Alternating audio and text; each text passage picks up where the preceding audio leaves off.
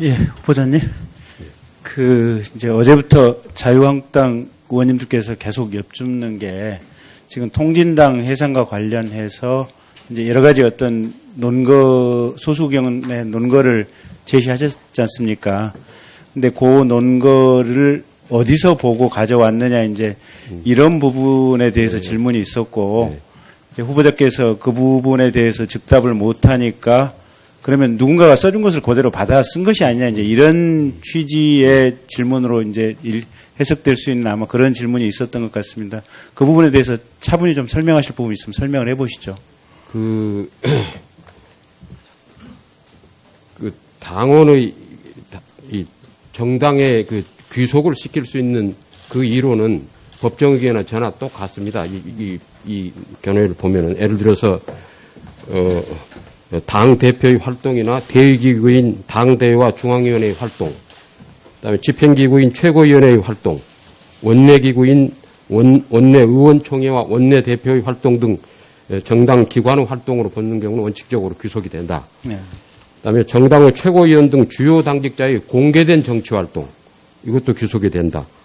정당 소속 국회의원은 정당의 대표자가 아닌 국민의 대표자이므로 그들의 행위를 곧바로 정당의 활동으로 귀속시킬 수는 없으나 정당의 유력한 정치인의 주위에서 행한 활동으로서 정당과 밀접하게 관련있는 행위는 귀속이 가능하다. 뭐 이렇게 이제 쭉 했습니다. 그래서 그 밖에 정당에서 한 개인이나 단체의 활동, 정당 활동으로 볼 수 있는지를 개별적으로 검토해야 된다. 이게 이제 법정이나 전화 같은데 이 부분은 되게 우리나라 학자들께서도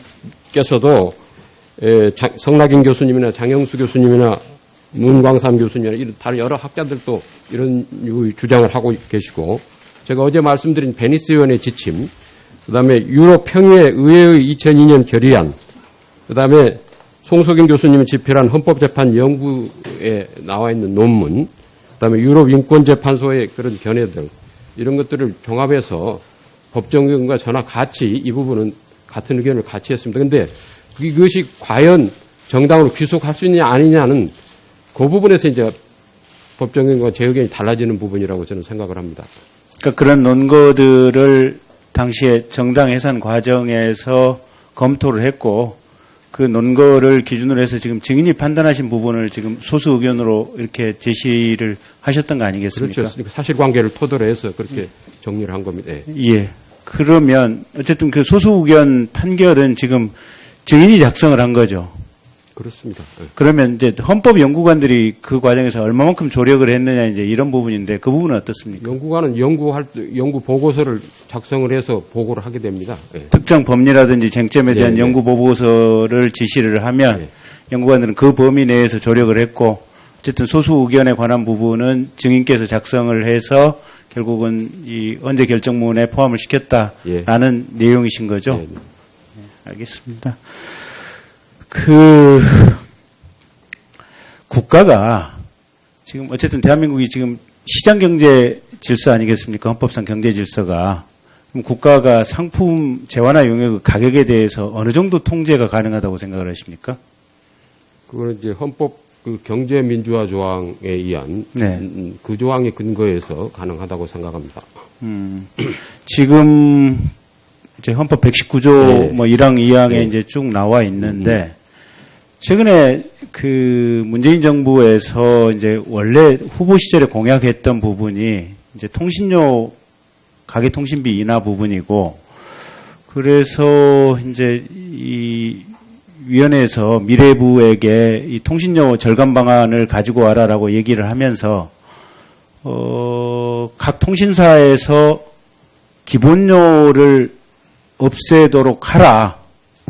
라는 얘기를 하는 모양이에요. 그래서 미래부에서 그건 현행법상 불가능한 것이다라는 취지로 아마 답변을 한 걸로 저는 개인적으로 알고 있고 그랬더니 보고 못 받겠다라는 얘기가 있는데 그러면 정부가 통신사에 대해서 기본료를 폐지하라 또는 어떤 특정 서비스 요금을 인하해라 라는 요구를 하는 것이 현재의 헌법 질서상 가능하다고 보십니까? 그거는 이제 사기업에 직접 지시를 하는 형태인데 이 통신산업은 좀 특수성이 있는 것 같습니다. 네. 그래서 제가 그 부분을 아주 그 천착해서 보지는 않았지만 이 통신산업의 특수성이 있기 때문에 아마 직접 지시라기보다는 어떤 다른 형태로 해서 이게 뭐 예를 들어 행정 지도랄지 여러 방법으로 갈 수 있는 방법이 아닌가 싶습니다. 이 행정 지도를 하는 것은 그러면 합헌이라고 보십니까?